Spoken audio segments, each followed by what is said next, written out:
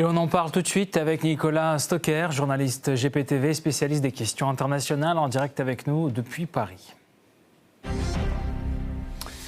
Bonsoir à vous, Monsieur Stocker, bonsoir.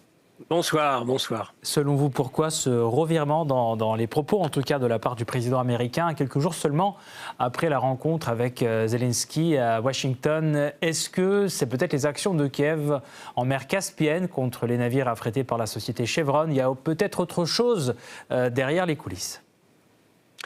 C'est très difficile à dire. Disons qu'avec Trump, de toute façon, il arrive souvent que ce qui est dit le lendemain matin est totalement différent de ce qui est dit la veille au soir. Il nous y a habitués. Regardez en Iran, le soir, il va anéantir l'Iran. Le lendemain matin, il dit qu'il a des négociateurs extrêmement sérieux.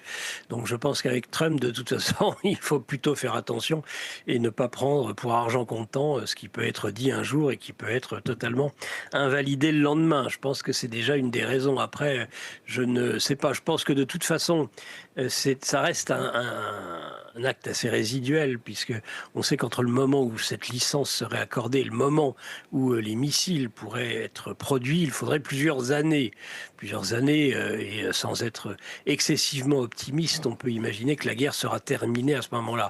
Donc, je pense que de toute façon, dans tous les cas de figure, que ce soit pour une raison de caractère typique de Trump qui est de changer d'avis tous les quatre matins, ou bien que ce soit pour une raison plus liée à un certain nombre de négociations qui pourraient avoir lieu avec les émissaires de Trump, que ce soit à Kiev et puis ensuite à Moscou, peut-être que ça peut être un enjeu. Il n'est pas exclu, en effet, que ce soit une carotte par rapport au bâton pour les Russes, en disant, voilà, signez la paix au plus vite, parce que sinon j'accorderai cette licence. Ça fait partie du chantage, ce qui est aussi un moyen diplomatique de Trump bien connu, le chantage.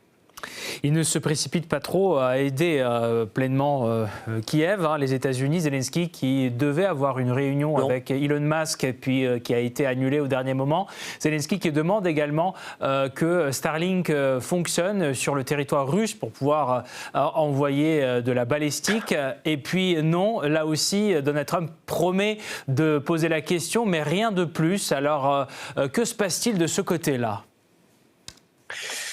Écoutez, il se passe que, contrairement à ce qui a été dit il y a 3 semaines, un mois par les Européens, lorsque Trump s'est rendu, que ce soit d'abord le G7 et puis ensuite surtout la dernière réunion de l'OTAN qui s'était réunie en Turquie et où on avait expliqué le revirement de Trump en faveur de Kiev, eh bien je pense qu'il y avait beaucoup de propagande aussi des Européens auxquels on n'a pas fait suffisamment attention.